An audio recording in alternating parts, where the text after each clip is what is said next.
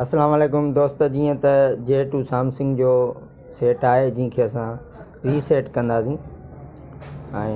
Reset करण खां पहिरियों सेटिंग में वञी हिन जो गूगल अकाउंट लॻल हूंदो आहे, उहो असांखे पोइ ते करिणो पवंदो। जेकॾहिं असां पोइ ते न कंदासीं त पोइ हे रीसेट थियण खां पोइ बाईपास करिणो पवंदो। इन करे बहितरु आहे त हिन जो, जीअं मां फेसबुक जो अकाउंट तव्हांखे रिमूव करे ॾेखारियां पियो, हिन में कोन लॻल आहे Google account.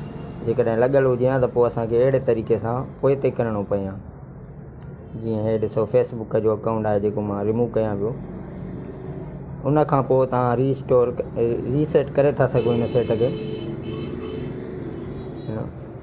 Factory delete reset, हे ॾिसो मां पंहिंजो सेट आहे जंहिंखे रीसेट कयो आहे ऐं थोरी देरि खां पोइ खुली वेंदो ऐं हिन जा जेके बि अकाउंट वग़ैरह लॻल हूंदा उहे सभु डिलीट थी वेंदा, गैलरी बि ख़ाली थी वेंदी।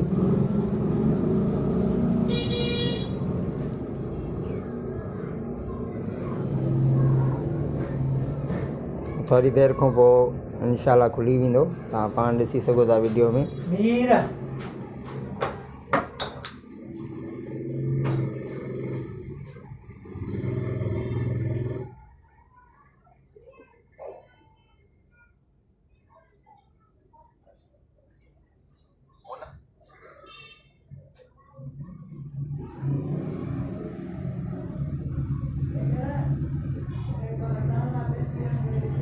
रीसेट तक़रीबन रीसेट थी वियो आहे।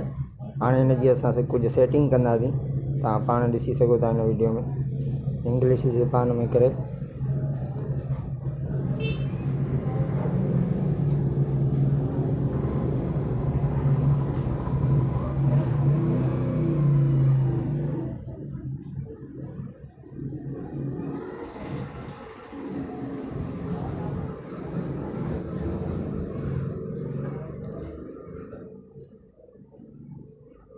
काफ़ी दोस्त आहिनि जेके सेट खे रीसेट करण खां पोइ बाईपास करणु न ईंदी आहे।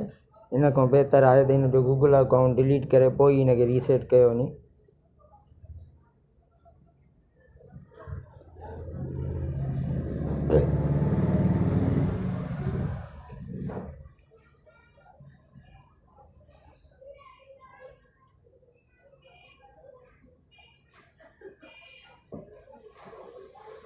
सेट रीसेट थी वियो आहे ऐं हिन जा तमामु लॻल अकाउंट सभु डिलीट थी विया आहिनि।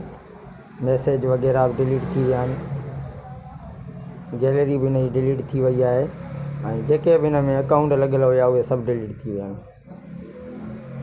हिन जी कैमरा आहे जेका बिल्कुलु फ्रेश थी वई आहे।